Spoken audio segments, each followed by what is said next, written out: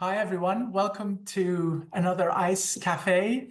I was looking at the list of names, and I do recognize some of you from past events, and I recognize some of you who are already in the Ice community as well. So welcome if this isn't welcome back if this isn't the first time, and welcome if it is your first time. So just I want to make this as interactive as possible. So can I just see by a show of hands who is willing to interact with me while we go through this why coaching works element? Can you just kind of give me an indication who is ready for some interaction with me? Trust me, I'm not going to put you on the spot or anything. It's all going to be good. So just let me know who's ready. Divya, Aniko. I'm not sure if I'm pronouncing your names right, so I apologize if I'm not. Anyone else? Anyone else is ready for Natalia? There's three. Puya, help me out if there's some more in the chat, and whoever want to raise their hands. Because I think the learning is going to be when we start talking to one another and actually see some demonstrations. Okay, so how many of you here today are already coaches, so have had some education in coaching? How many of you have had some education in coaching? Okay. Those of you who have video, I can see your hands raising. Those of you who haven't got your video on, I'm just quickly looking at the participants list to see what we got here. All right. So I'm seeing some names without hands going up. So I know Ahmed,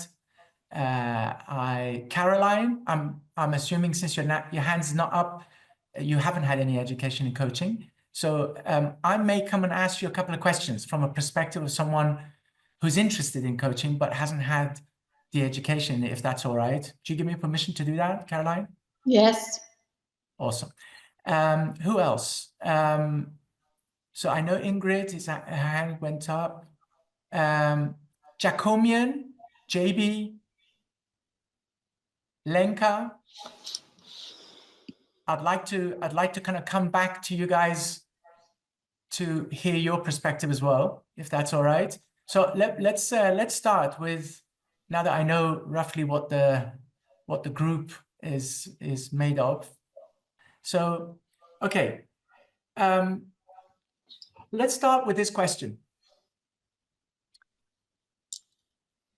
Who are you in the role that you want to play when you want to make a positive impact on someone? So I'm going to give you two choices for this question, right? So we kind of narrow it down. You either want to be someone who is developing others, so you could be a team leader or you have some people working for you, or you could be a coach wanting to develop your clients. So pick one of those. Like which one are you? Just think about a role that you want to think through today in our discussion. Which one are you picking? So think about that role. So the common factor for those two roles, you heard it from me, and I'm going to show a slide that represents what ICF is talking about when they talk about coaching someone. So this slide shows the 8 ICF coaching core competencies when you are coaching someone. And if you just run this clockwise from 1 and you go through it and you look at the colors, you'll see that the different competencies sit under a particular pillar. This one is foundation of coaching. This one is co-creating the relationship. And it has certain behaviors sitting there that we would learn. And then you have this other pillar called communicating effectively. And then again, there's some behaviors that we learn.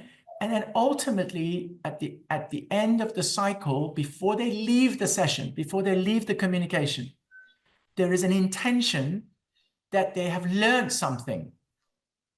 And they are going to go and apply that and grow and develop. So those two roles we just talked about, the common denominator between those two is that in your role, you're focusing on developing the other person. Now, if you look at the latest Gallup results across the globe, one of the things that comes out very, very boldly is that employees, people who work in a team, what they want from their team leader is that their team leader develops them. It's one of a number of things they've said they want. That's what they want. So if they get it, they're engaged. If they don't get it, they're not as engaged, and performance is linked with engagement.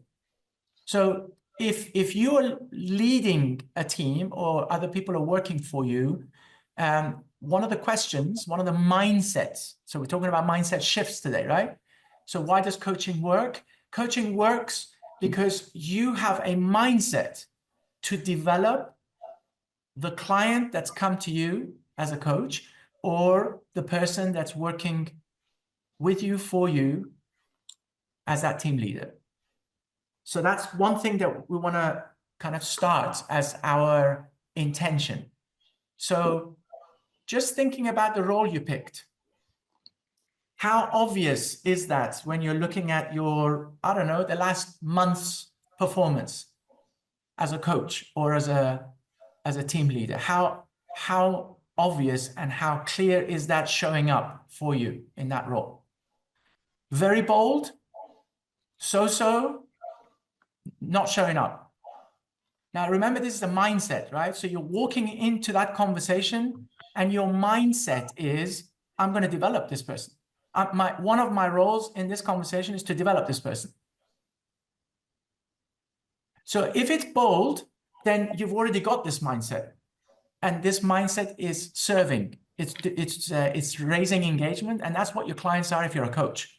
Your clients come to you because they want to develop themselves at some level, right? If you're a team leader, the data shows that a lot of team leaders are not focusing in this area. They don't see themselves as the developer. They just don't. It's just not in their mindset. And that is one of the things that organizations are focusing on for team leaders to start changing their mindset. Of course, organizations ask for coaches to come and work with some of these team leaders. And part of the coach's role is to see how the client will buy into taking that mindset shift.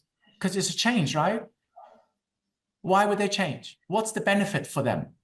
What's in it for them to change? So let me just show you some data, because if we get the business case nailed and you buy into it, then it's very likely that your focus is going to be immensely higher when you go to communicate with your team and your clients. So let me just share you this data. Some of you have seen this. So the word talent, just think about the word talent as recognizing the person's potential that you're talking to. So just think about it as that. So people who get to use their potential every day are 6 times more likely to be engaged. And if they're engaged, their performance is higher. That's the data. That's fact. Across all sorts of companies, different sizes, different cultures, different countries. So this is a big one to think about. Now, it doesn't matter if you're a coach or a team leader. If you're a coach, think about this for a second. If you're walking into a session with your clients and you're focusing on what is it that they're demonstrating which represents their potential. So you're hunting it. You're a detective. You're curious to find out. If that's the mindset, then you will find it. And of course, there's education and skill to learn to raise that game through your listening and through the knowledge that you're going to pick up. So what impact does it make for the business? So this is only part of the data that you're seeing. You see the reference at the bottom of this slide. So based on pretty much any key performance indicator that organizations have, if you are in a team where you are engaged, then your performance is in the top quartile, and the top line talks about where you want to increase, and the bottom line is where you want things to decrease, like absenteeism, right? And in pretty much all the indicators, it's demonstrating that by engaging individuals, you're going to raise their performance and the team performance. And the engagement, one of the biggest factors that drives engagement is this. What is the potential of that individual for the role that they're playing, and for you as a team leader to see it and help them to use it more every day? And that shifts an order of magnitude the performance you'll get. So far, so good. So this is the business case, and this is kind of some of the mindset shifts that we're talking about. So let me ask you a question. Your client comes to you as a coach, or the person working for you comes to you as a team leader. And they come with typically they come with a goal. They come with something to ask you. They're asking you for development of some kind. What are you listening for? What are you listening for when they come to you? So obviously you're listening to a goal, right? They're coming in, the client to the coach always comes to a session with a goal. They always have a goal. If somebody's coming to you as a team leader for some help, and this is about developing them. So remember, this is the caveat, right? Your role as a team leader to develop. And obviously, if you're a coach, you are there to develop. That's given. So what are you listening for? What are you intentionally listening for?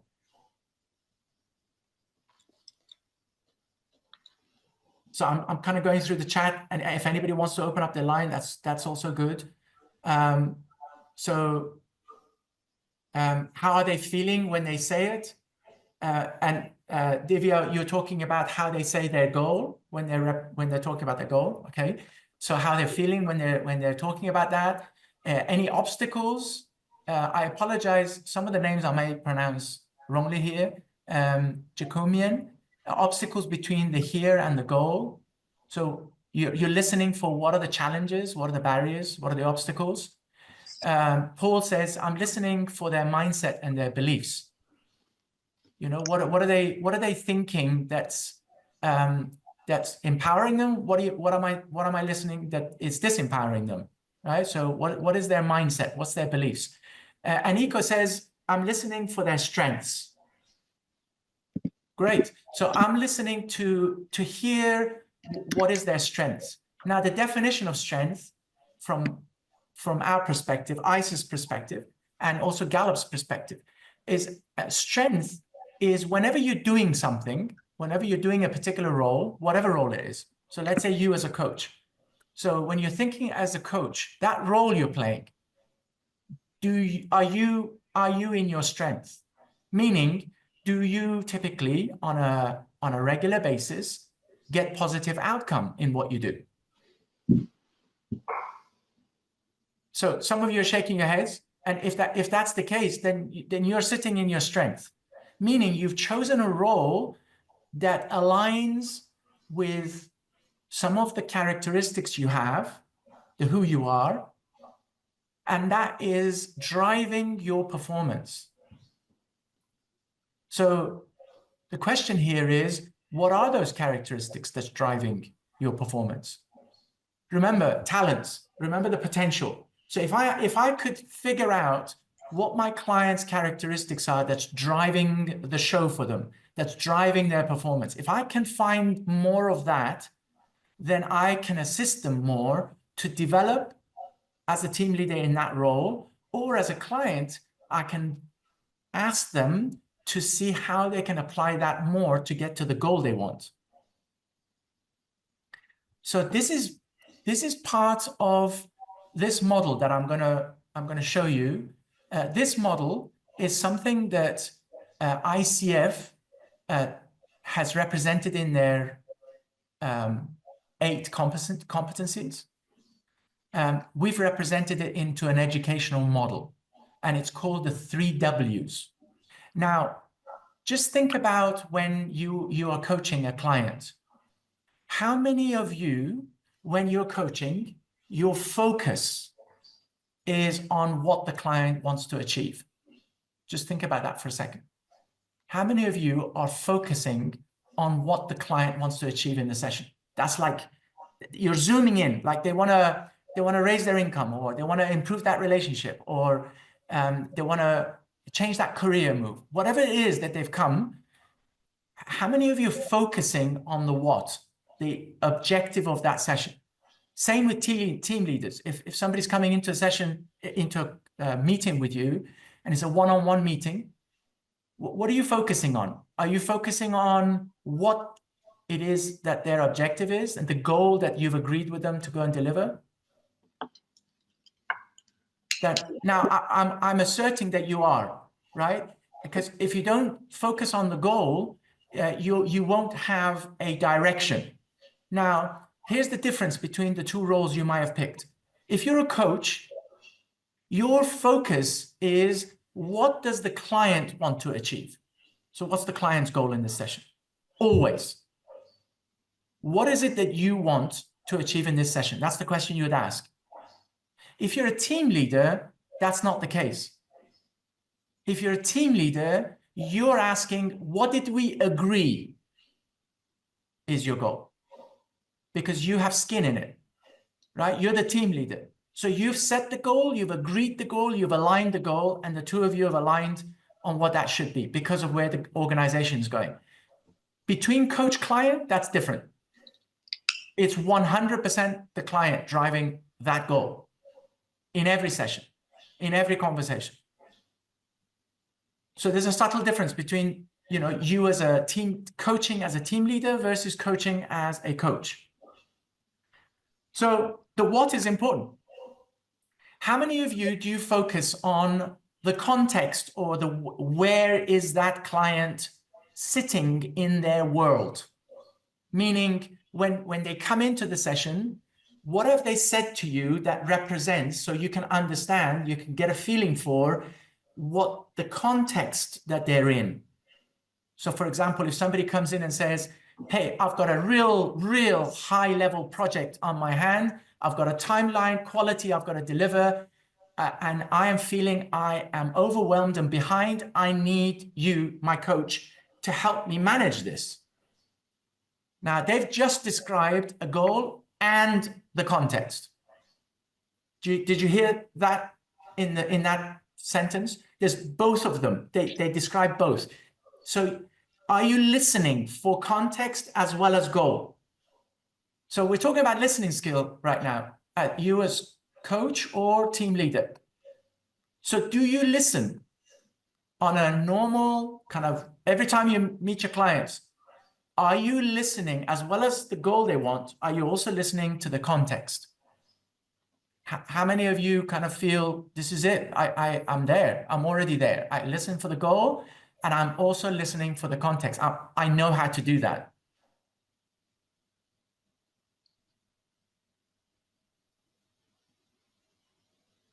Yeah, you're right, Divya. The goal may change during the time.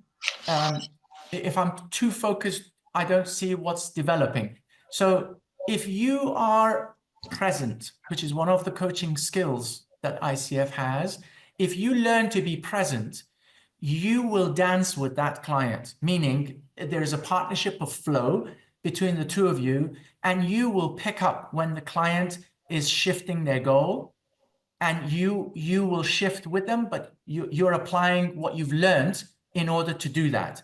And you'll be masterful at doing that, and recontracting to make sure that at the end of the session, the client's getting to what they want. So that's part and parcel of what you're going to learn as a coach, for sure. So thanks for participating, by the way. So most of the people I speak to, I coach or I train, they are pretty good at doing those two. They listen for the what. So that's kind of it, pretty much everybody's there listening to the goal. The context, less so, but still, it's a high percentage of people that focus on context and listen and hear it. Who listens to the who when you're listening to the client coming into the session with a goal?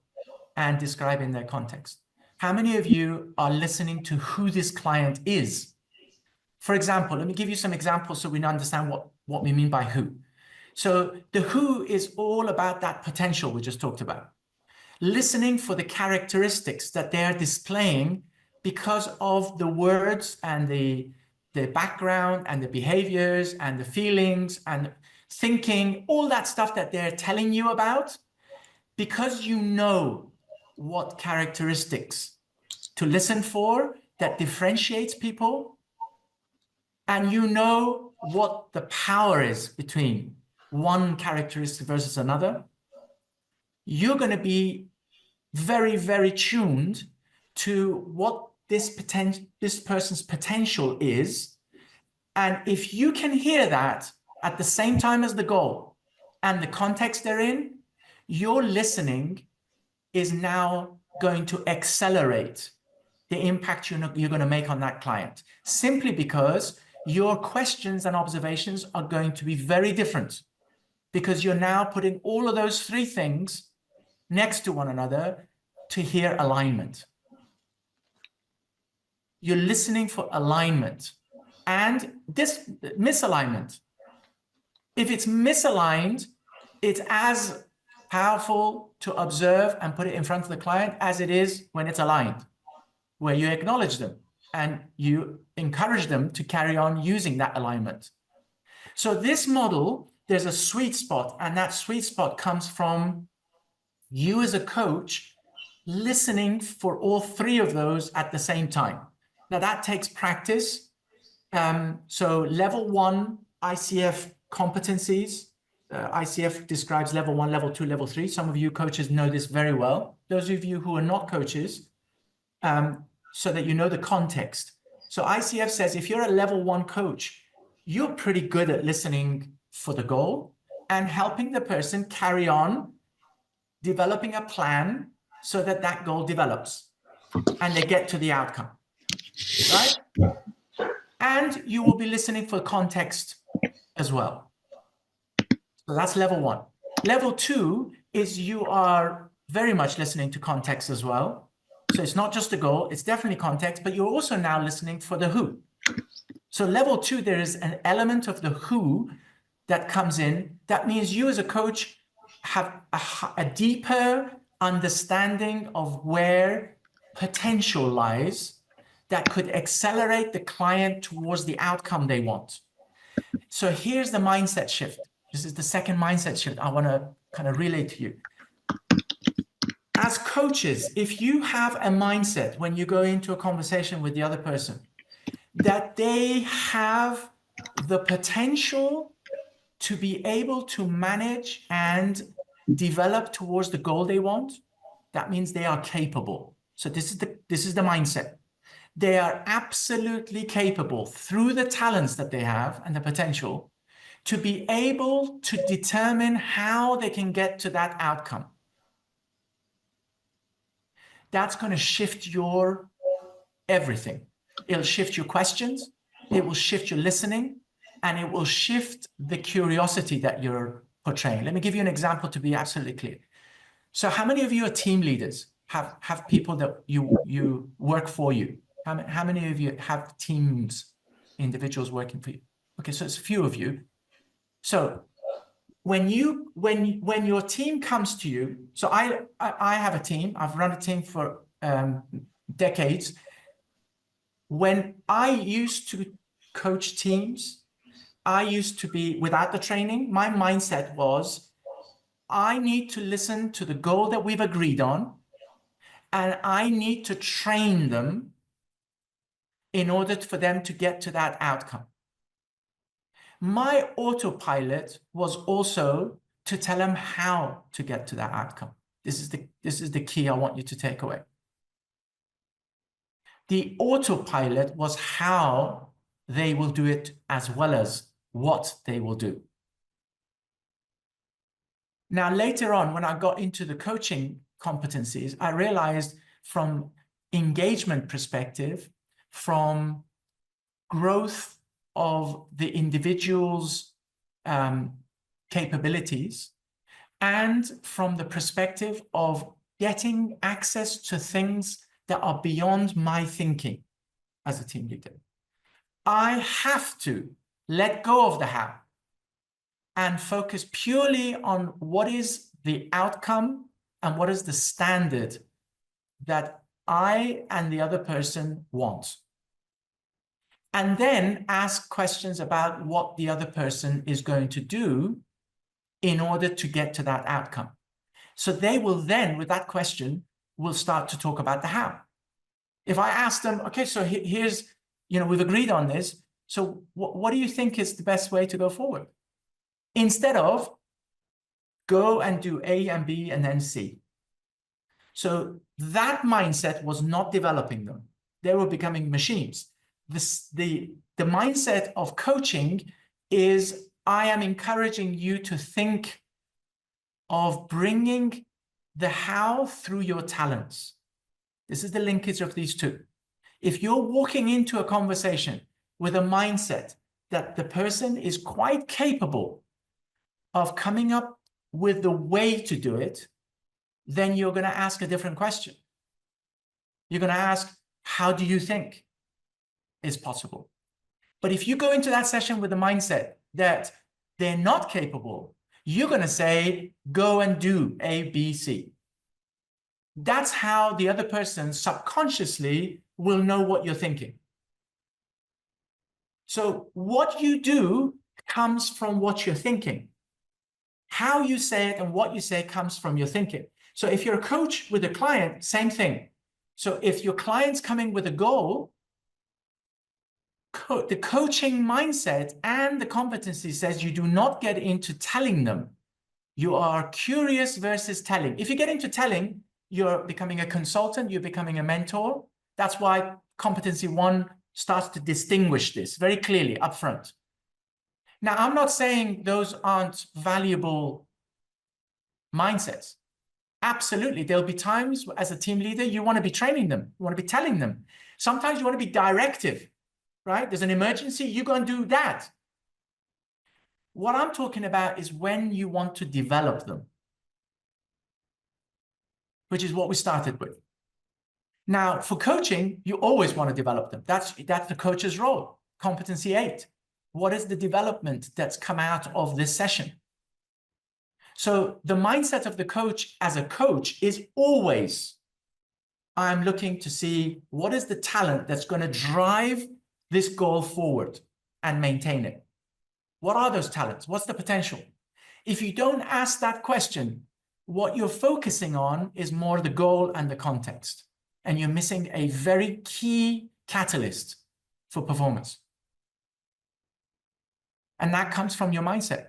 The mindset is, I believe that this person is capable of coming up with the solution. Now, I want to put a caveat here for team leaders. If you have a new graduate coming into your team or someone that didn't have experience, their way of doing it and how they will come up with may not be mature, may not have all the knowledge that they will eventually get as you're training them. That still doesn't stop you to make sure they are engaged by asking the question. So initially you're aware you may have to step in here and help them out, but you're still there to ask the question, to teach them, to teach their mindset, to think about the how. That's part of the outcome. So if, as a coach, when we do that with clients, my clients, after a while, come to the session and they're going to ask me, hey, Taymour, I know what question you're going to ask me. I hear this often. Why? Because they've learned that I believe, and they're already tuned to start asking themselves, which means they won't need me for a lot of the stuff. The stuff they need me as a coach is where they are stuck or they cannot see something that is an opportunity for growth. So I'm opening that door always. I'm always shutting the other doors where they're going to learn to stand on their own feet. And you as a team leader, you want to do the same. You want to make sure your team stand on their own feet, which means they're thinking. So that's a mindset shift, which requires you as a team leader and a coach to do the work initially. So let's get into so how much time have we got, Puya? Let's just check in on before we go into doing some kind of interaction and examples. We have we've got some time. I mean, we want to leave a good like 10 minutes at the end for the Q&A. And how much I'm time going have to we be got talking about before the 60 minutes is over? like 25 minutes. Awesome. Okay, so for the next 10 minutes or so, let's just get into this conversation. So Caroline, I'm going to start with you, if I may. So from a team leader perspective, okay, so so give me an example whereby in your experience, somebody might come to you and knock on your door for the development side. Give me an example of what that might sound like. What might they come to you for development? Well, I suppose I'm not sure it would be defined as development, but you used the example earlier about workload and the pressure of workload. Yeah. Which is why I put on the note, because what you've said almost assumes that the goal is correct to start with, and that goals are set and goals can change and shift. And I would see part of my role as a leader, or indeed as a coach, to question, not in a derogatory way, but is the goal right to start with? Awesome. So let's just clarify two things. We have a scenario where you as a team leader has established the goal and you've had an agreement. And they are stuck somehow and they come to you. That's one scenario. The other scenario is where things are shifting and the goal needs to be recontracted. So they're coming in and you as a team leader is responsible to recontract to make sure the goal is clear again. So from a team leader perspective, it's always driven by the team leader because you know what's the priority, not you are the one that drives the priority. So let's assume a scenario where I think you referred to someone who has workload, right? It's too much work and I'm not getting what I said I would do done in time. Is that what you were alluding to? Yes. Okay. So now that's not an uncommon thing, right?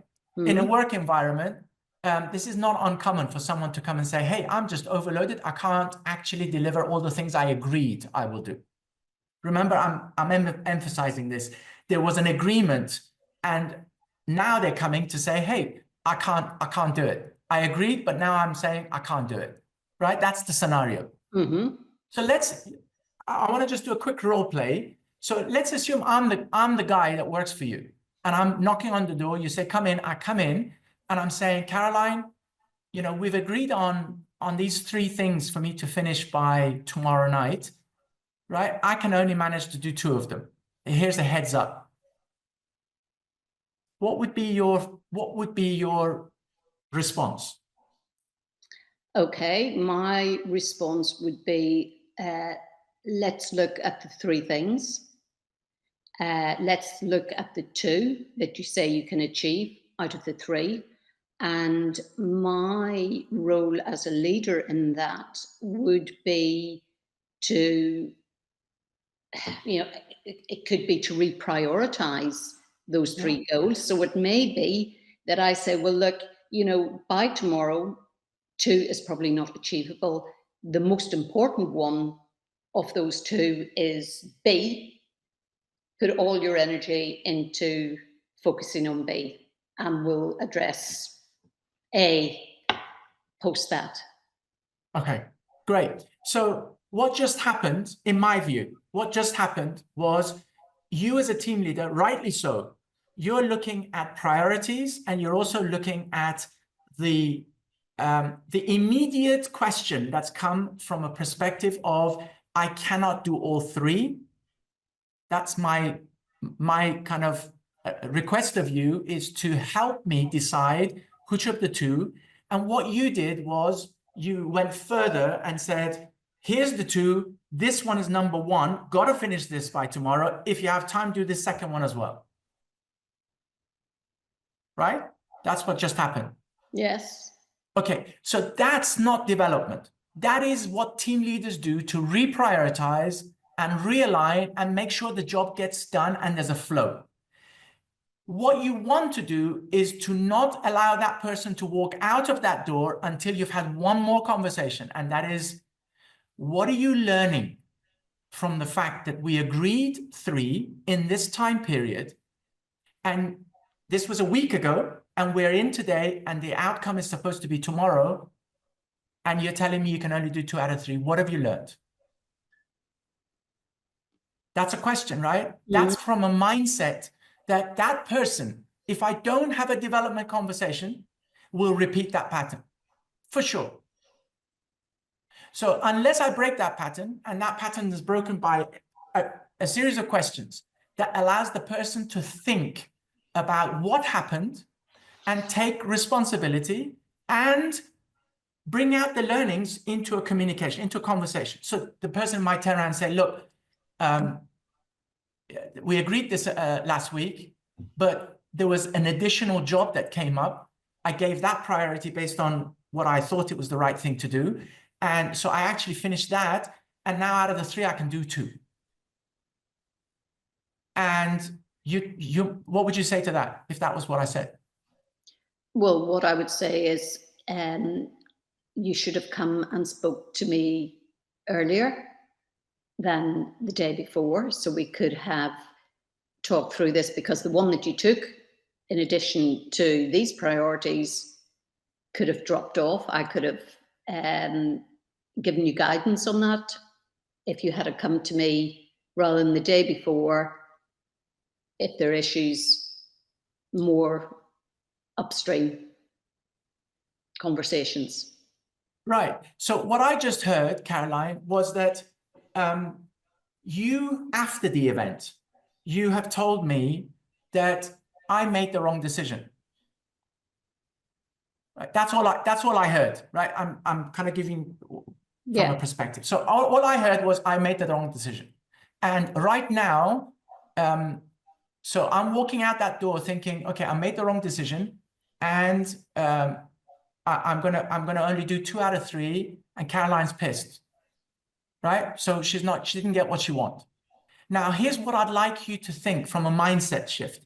So if there's a learning, you don't want to let the person leave until they say what the learning is. So you might, instead of telling them, oh, you should have done that, you want to, so this is the coaching bit. This is the coaching mindset. So you want to change the mindset of you should have done that, which is telling, into a question. So how come you decided that that goal was more important than the 3 goals that the 2 of us agreed? How come you decided, and I'm assuming like I decided that as opposed to the 2 of us contracting that, right? That's a scenario. So your question to me is, how come you decided that that was more important than the 3 we agreed? Now, if I had not agreed to do that 4th one with you, it's very likely the person is going to go roll their eye up into the sky and start thinking. Or if the relationship is not safe, they will come up with an excuse. If it's unsafe, they want to protect themselves. If the area is safe, then they will start thinking, you're right, I made that decision on my own, thinking that was me making that decision. You're right. So what you see as response really is feedback about the coach or the team leader in terms of co-creating the relationship and opening up a space where it's safe to have a conversation about the truth. Because the truth will have some learning, and that learning means development. And if it's development, that means they grow, the team grows. The next time, the person knows what to do. So before they leave, you say, well, okay, I hear you. I acknowledge you for kind of taking an initiative, right? But here's what would have really helped. Here's my request. Next time, check in with me. From now on, check in with me. My door's always open. So what you've done is you've left with a request. And if they accept the request, now you've got a contract. Now, if they break that contract, you can go back and then have the other conversation. How come this contract got broken? Right? Because that's what you're doing is you're developing them to change their mindset to becoming responsible, communicative, and own what they want from a development perspective for themselves. They either want to grow or they don't want to grow. And that's what you're doing in terms of the way you approach them. Did that help, Caroline? I'm kind of... No, absolutely. But, and also I think that open-ended sort of question, why, or I guess, what made you decide that this was a important goal to take on top of what you had? I think it's the tone that you would use, because that could seem to be quite derogatory as well. What made you? Yeah, absolutely. So in a coaching mindset and skill, we learn that everything about us talks to the other person. It's not just the words, it's everything.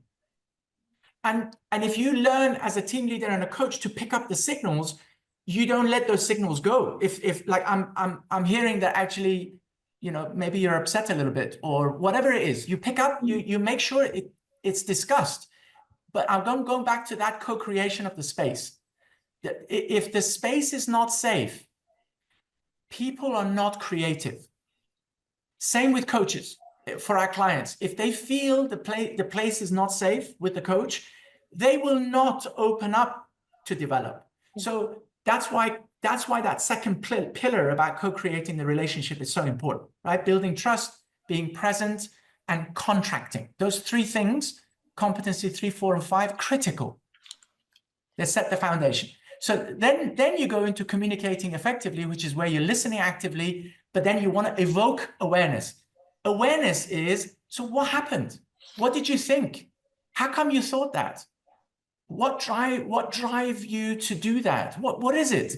And then if it's safe, they'll come up and they'll start talking about it.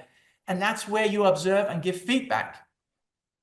And your feedback is always constructive. It's always about growth. It's always about moving forward. It's not about shame and wanting to put them down or anything. That'll just close down the safety again. Yeah. So that's the cycle around developing others. And that was just a simple example of how that whole thing could kind of materialize in a conversation. So thank you for volunteering or allowing me to volunteer you. So let me go to one of the coaches. So quickly before we go into the next session. So Divya, you raised your hand first, right? Because I'm going to give you that credit. So let's assume you are the coach, I'm the client, and I'm coming. So now we're talking about the coach.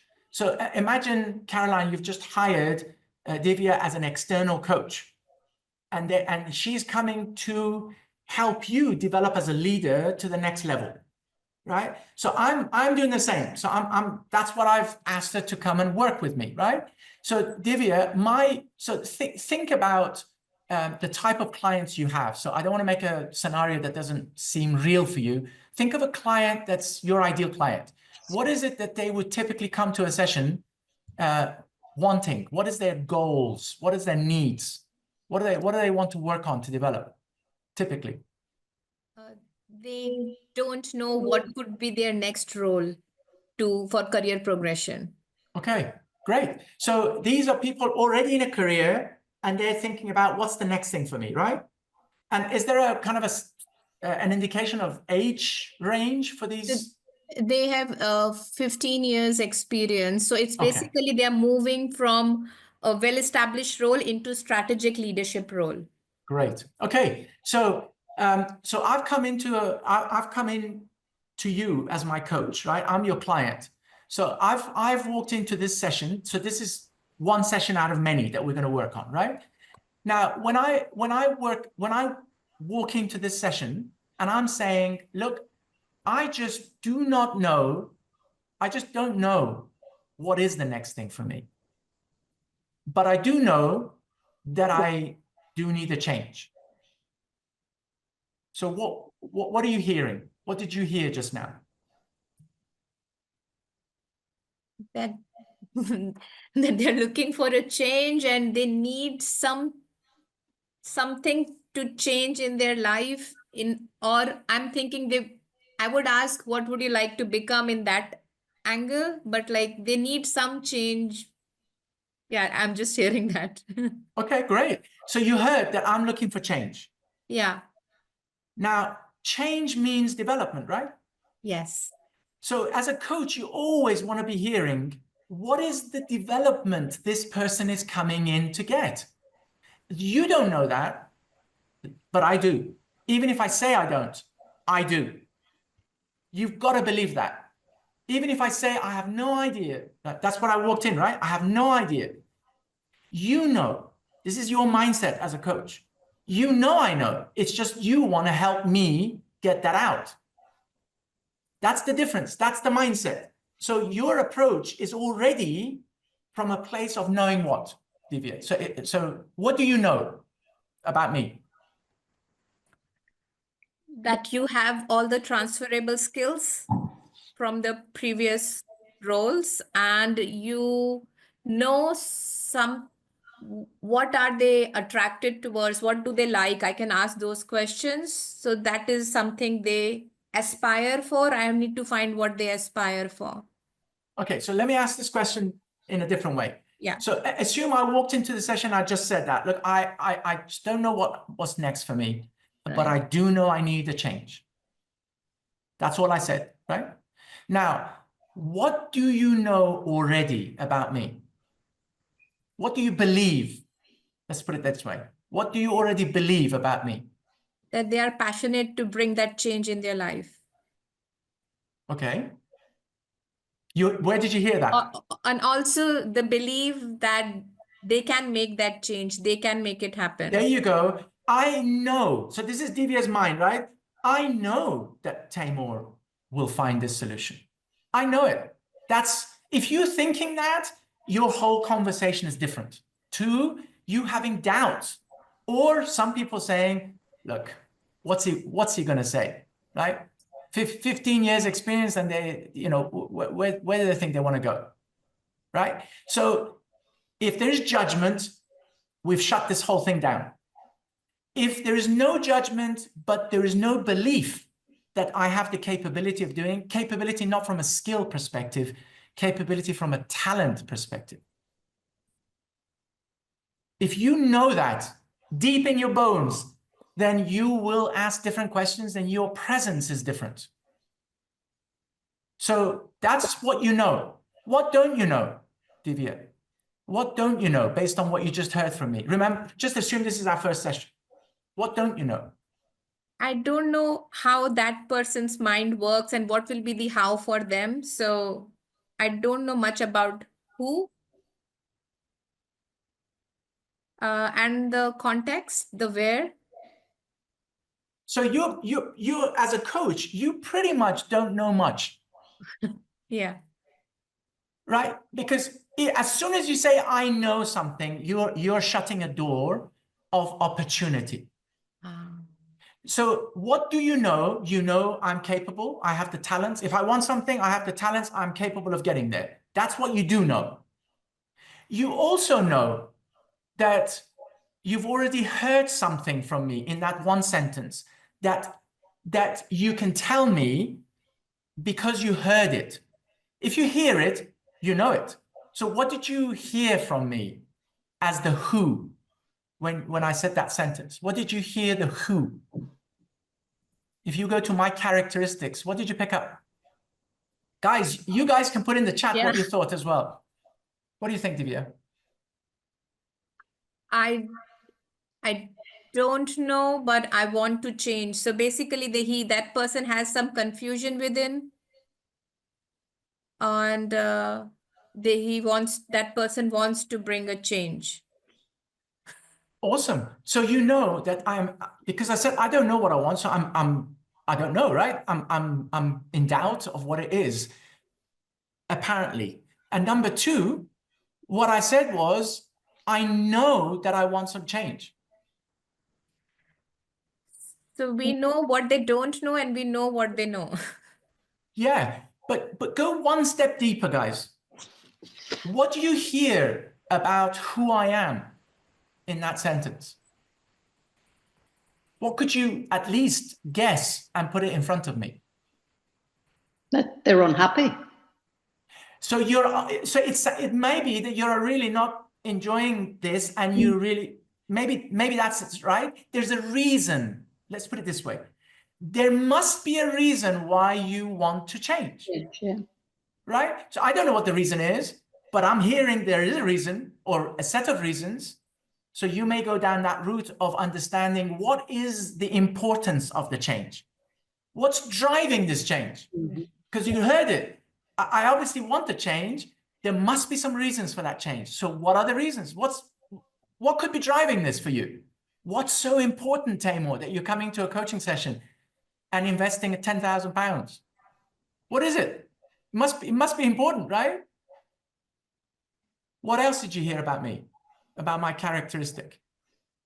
Think about the second half of my sentence. I heard determination, that I want the change. Yeah, there was an element of determination in my voice for sure. What else?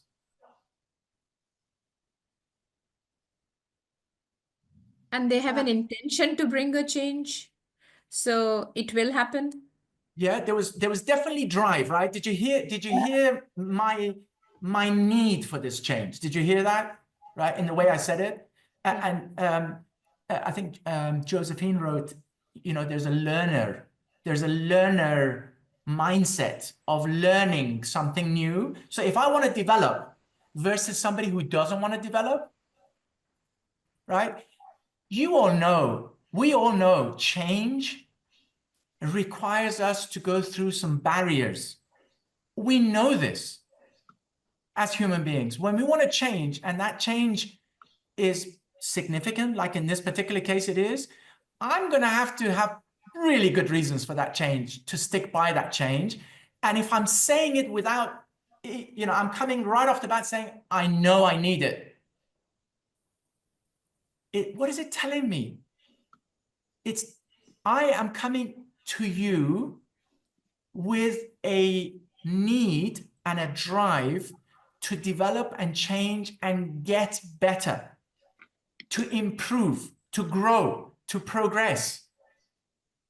Now, the learner, and Josephine's relying on the Gallup Strength Finder, which we do in our programs, by the way. So when you do this, you get your report, and it kind of says, what are the dominant characteristics that's driving the show for you? Now, if you're doing that with your clients or with your team, Caroline, you're going to get some insights. So for this person, it's important to continuously develop and learn. And learner is in my top 5. You can see it in my top 5 next to my name, LEA. That's the learner, right?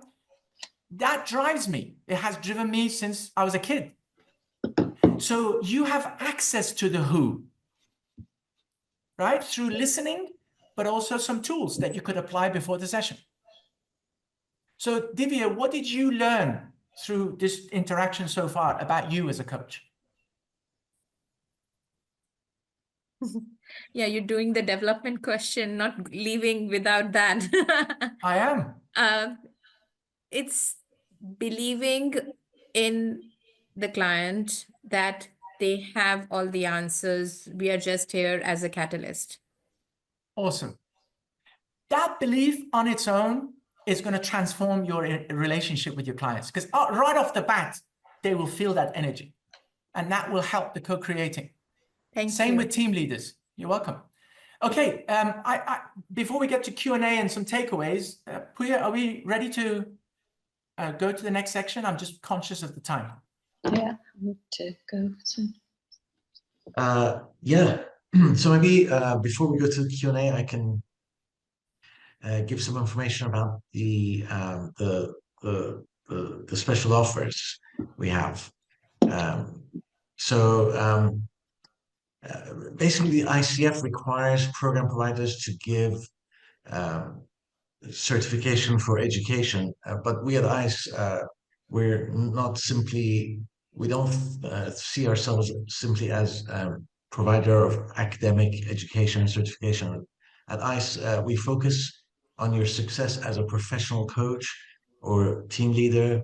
We're building a community of transformative coaches who are strength focused, as we've seen in the session. And in order to deliver that, we feel we must give you additional training, experience, and support. So when you register with us, you receive a series of services and programs all packaged together under the Coaching Business Accelerator, which contains programs that in and of themselves have a value of between £2,000 to £3,000, depending on which program you sign up to.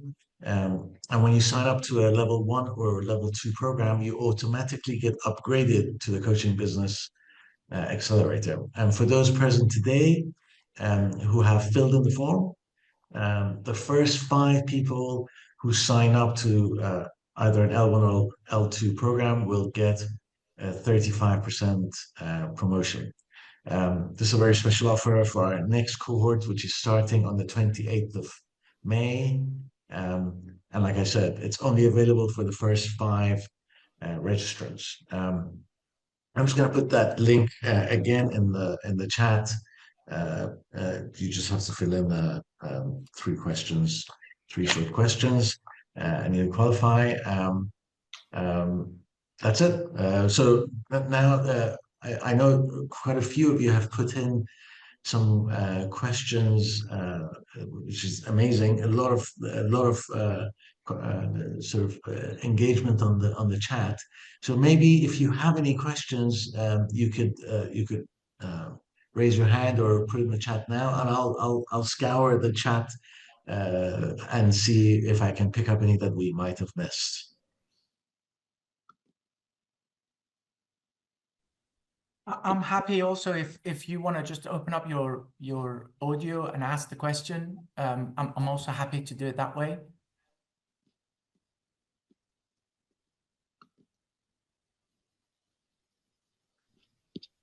I had a question regarding the Gallup's tool in regards to, is it like when we have the Gallups and the 5 strengths, is it like labeling people? I always have I wonder that when we have these assessments, are we putting label on people and then they think we are this and we cannot change, or this is how we are? Yeah, this is an amazing question, very relevant. So quite the opposite, Divya. So there are 5 principles that we go through when we do the strength development. And one of those principles is that this is not about labeling. It really isn't. Simply because if you look at the 34 themes that comes out of your report, what it's starting to show is that there is a combination of talents that we have, and they are mixed through all these different characteristics we just talked about, which makes you unique. And there is just looking at just looking at your top 5 themes in the order that they come up, there's a 1 in 33 million chance somebody else would have the same. So if you look at your top 34, I don't think there's anybody quite like any one of us, right? So we're unique. So this is not about labeling. This is about understanding what the characteristics are and how they complement one another to combine to deliver how we show up. Now, I know when I look at, I go back to my childhood and I look at some of these characteristics I've learned about myself through this. I've seen them since I was 12. I've seen them show up and continue to show up today. So if this is saying how my mind works, and that's not labeling, this is me giving me self-awareness about how is it my mind works in various circumstances? Now, if I know how it works and I know the tools I have, meaning I know how many characteristics I have that I can draw on, then, you know, I'm not going to hit that nail. Right. I'm not, if every time I go to a meeting or any other circumstance and I think I am looking at one particular circumstance, I will always use one particular talent. I'm not about one particular talent. I have many talents. The idea is to know those talents and then intentionally apply them. That's the art. Do you know how many talents you have? And do you know how to apply them for different circumstances? That's the strength building program that we're focusing on. So as we grow, can these strengths change as well? So I can only go on what the science and the data shows to date. Gallup's information says that when you do the test or the assessment over a short period of time, less than 10 years, the repeatability of that is very high. What does that mean? That means that if you look at your 34 themes, the ones that are dominant, and they definitely will not be the top 5, they'll be much more than 5, right? We're just focusing on 5. So those dominant themes are going to be dominant, right? Their order may change a little bit, but they're dominant.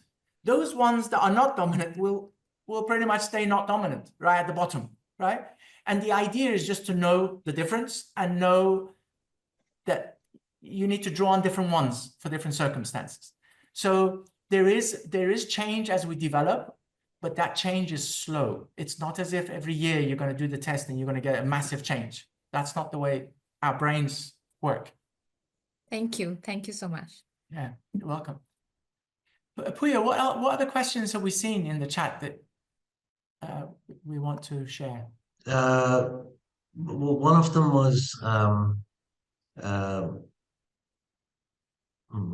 I just came to Tara. I'm not sure if Tara's with us right now. Oh yeah, there you are. What are the barriers and obstacles to prevent the client to improve? What are the obstacles and barriers to prevent the client to develop or improve progress, right? So Tara, you want to open up your line? I want to have a bit of a conversation with you. Hello, Taymour. Hi. Hi. Such a lovely session. Thank you. Thank you. So Tara, tell me, give me an example of what you experienced that brought up this question. Yes, I am a dental care professional. Mm-hmm. And I am coaching my patients when they come to see me regarding dental problem. Therefore, by the coaching style, to persuade them, to guide them, to find their solution. What is the problem is? What is the risk factor at the moment by the assessment of tools I have? When I find out, to tell them, okay, this is the risk factor. How you can manage, or if there is any obstacle to solve the problem. And then the conversation has come up. For example, maybe they don't care about this, or maybe there is busy their lifestyle. Therefore, we find the obstacle. They can't concentrate about their oral health. Therefore, try to help them or guide them to find and how they can solve this obstacle. So your objective in this conversation is exactly what? If you wanted to put it in one sentence, what's your objective? Is a health, oral health. So you are looking for them to do what? To do the activity during the routine at the daily basis to build up the oral health and general health for them. Right. This is my objective. Right. So you're saying you need them to change certain habits. Exactly. In order for them to get to the outcome of good, healthy oral care. General health, yes, definitely. Yeah. Yes. Now, and they've come to you because they want oral care. They want to get to that outcome. But they don't know the problem is. What is the problem? I need to show them there is a risk factor right now. I find Okay. Therefore, you need to work out how to change this toward the health. So there's two things that you're raising here. One is what you know that's Yes. going to help them. So that's you training them. That's you providing information that is of value that will drive them to change a habit. For example, you might say, hey, you've just done this, and if you don't do X, Y, Z, it is likely that A, B, C will happen. That's you training them. That's you providing information. That's you coming from a space of knowledge, right? Yeah. Knowing. So that's not coaching. That's you providing knowledge so that they have they can make an informed decision, right? As adults. Exactly. But I gave them the information in the safety environment. I need to create a safety environment for them. Ask the permission. Do you would like to give it this information to you? Therefore, I discuss the patients to ask permission. Therefore, with the motivational interviewing concept, try to bring that safe environment, communication skills, nonverbal and verbal communication, to bring that rapport and trust the first. And then try to bring the questions that at the limited time that I have to raise their awareness and think about their problem. Yeah. So you've created a safe space. Yes. Which means they're listening to you. Yes. They've come to you with a problem to solve and a need, which is good dental care, and you're giving them information based on a place of knowing, which is going to help them make informed decisions. Yes. There is the coaching part is where what is going to motivate them to stay with this new habit. Yes. That's the bit where coaching conversation could help. So for them to change the habit and stay outside of that meeting with you, for them to continue doing that habit, you could be asking them some questions. Okay. For example, you could be asking the individual, what is the importance of maintaining what I just said that you need to maintain? What is the importance for you? So that's an open-ended question for them to think. And what they're relaying back to you is about the reasons why they should change the habit. Exactly. This is the questions that I need to ask at the end and coaching them. How important the oral health for you? Scoring system, 0 to 10. I find out, and then how confident to do this. Correct. And what could get you in the way? Therefore, they realize and think. Correct. And you help them come up with ways to mitigate it. Exactly. And that's you doing the coaching and asking questions. They're doing the thinking and coming up with a how. Yes. Awesome. And take a responsibility. Absolutely. Absolutely. This is another respect their choice. And this is entirely up to you.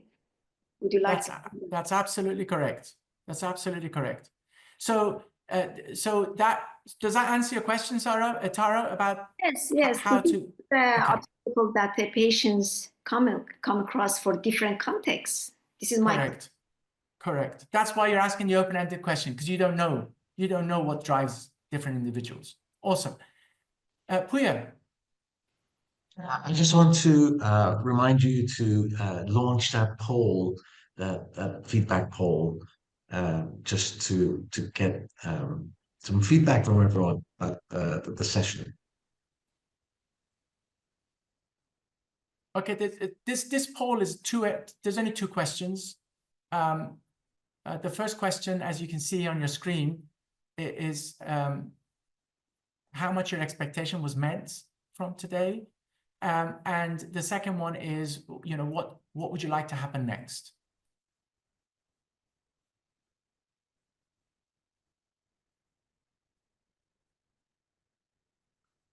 And while you guys are doing this, Puya, is there any other question that's outstanding? I just want to make sure. No, not that I can see. I scrolled all the way to the top. Okay. Unless. Taymour, just I had a follow-up question to Tara's. Yes. Like, to you, like, what about we believe in the client, but the client doesn't believe in themselves because they have always looked for solutions from others? Yes, this is the problem in the dental care. They come to us to find the solution, but when the coaching style, communication, they knew that they found that at the end of the session, they have a problem because their bad routine they have. Therefore, they need to change. Therefore, this is that conversation and engaging. We can find that together. How to, am I asking your questions or answering your questions or not? But could you please? So actually, my question, and thank you, Tara. My question is for Taymour because I had this similar situation in one of the session today where Yes. I asked for her voice and she had never considered her voice. So she's so convinced that what she knows is what everybody else in the society has told her, and she doesn't believe in herself. Right. Yeah. So as coaches, we also learn this amazing tool called feedback. And one of the ways to approach that is do a role play. Because it's if you really think about it, if somebody is always looking for the answer outside and they're not looking within, so it's very likely that there is a barrier. There's a barrier that they need to cross for them to feel comfortable to do that. So remove that barrier by doing role play. So say, let's imagine somebody came to you with the same thing. What would you say to them? So they don't have to worry about them speaking now. They're talking about somebody else, right? But what they're really doing is they're allowing themselves to talk. So role play is always a good way to kind of break that barrier. Brilliant. Thank you so much. Yeah, you're welcome. Puyo?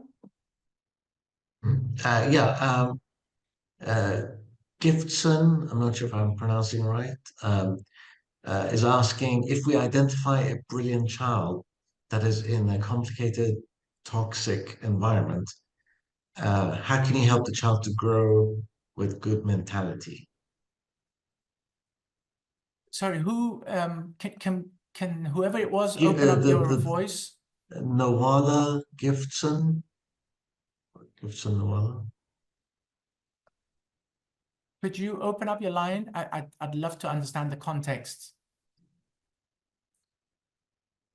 I'm not sure if are they still? Are they here? Yes, hello, I'm here. There you go. Yes. Thank you so much for this platform. We've been just looking for mentorship in so many areas, especially in our country here in Nigeria.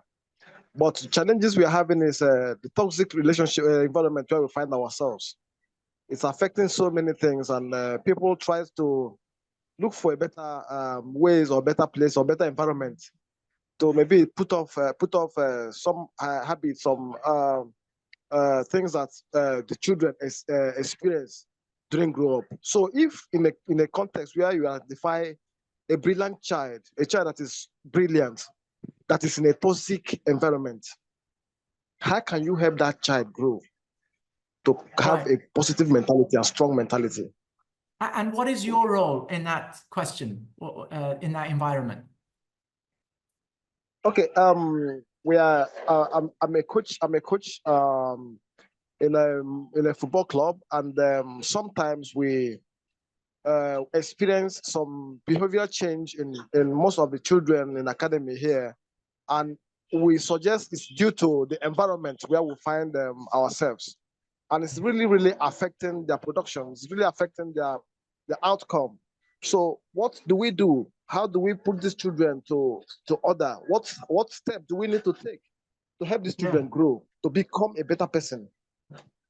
And what is the child? So you're noticing something in this context. You're noticing something, and that something that you're noticing is behaviors from that child that stems from the environment that they're being brought up. Is that right? Exactly. Yes, exactly. And what is what is the demand on you from that child that's working with you? What is their request? What is their ask? Okay, the demand from me is to make the child a better person, make the child a better player in society, to make the child be productive. But we're trying, but we understand that the environment plays a significant role in their lives. So how do we help them? How do we assist them? Because these are the challenges we are facing right here in Nigeria. Yeah, I mean, Nigeria is not unique here in this particular example. I'd like you to distinguish the difference between what you have control over and what you don't.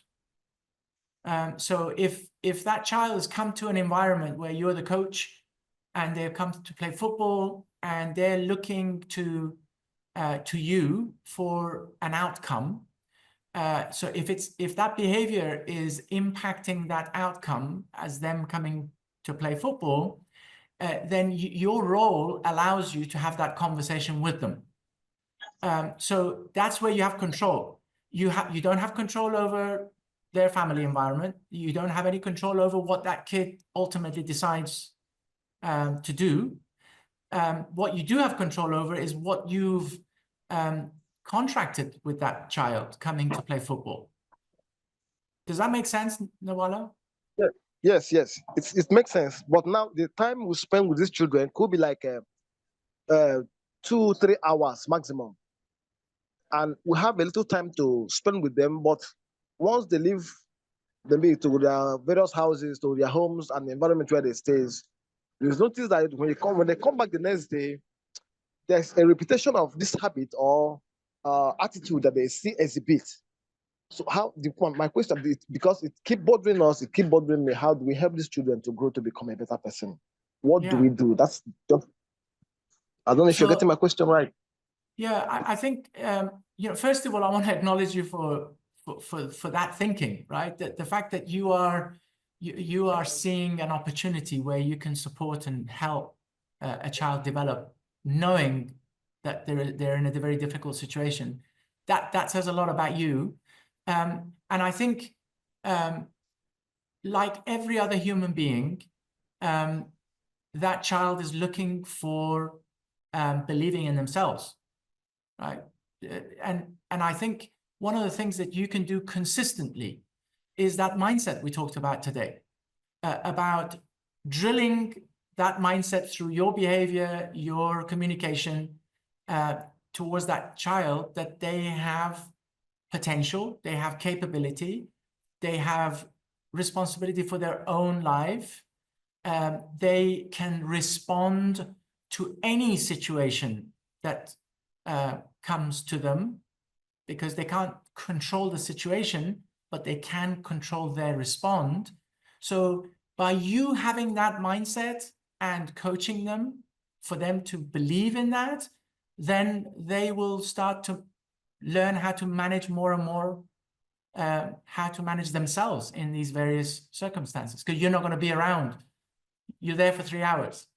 So you're there to constantly feed that belief that they're capable, they're responsible, and they can respond to any circumstance to a point where they keep themselves safe and grow. Does that make sense? I mean, that's kind of your role as a coach and your mindset, and how you're going to do that through the skills and mindset that you have. Yes, it makes sense. It makes sense. But then that is why you see sometimes you see people they call it japa. Here, local language they call it japa. People move away from this particular environment to a place where there is serenity, where their mental health can be controlled and all that. But then there's still this 100% inward look towards the coaches, that the parents or the owner of these children believe that these coaches can impact a lot more into these children. But we are trying to do that. but we still see that the effect is so much in these children than what we know or what we are even seeing. So coming to what you're saying, I think we should continue to keep mentoring them, keep giving them positive mindset and telling them that they are capable to control the situation that they see or they face around them. I think this enough. This is a good one. Yeah. And I really do acknowledge you. I know many coaches that go into a coaching conversation with their clients, and they are there 100% for the client. And you know, we have to realize that ultimately the client has to do the work. Ultimately, the client has to do the work. Thanks. Thanks for your question. Puya, is there anything else before we close out today? No, I believe that's all. Great. Great. Thank you for responding to the poll and that link, everyone. And thank you for putting your time to be here. It's always great to see familiar faces and also some new faces as we did today. So stay safe, stay strong, and hopefully we'll catch up on the next one. Thank you, everyone. Thank you. Thank you. Thank you. Bye. Bye.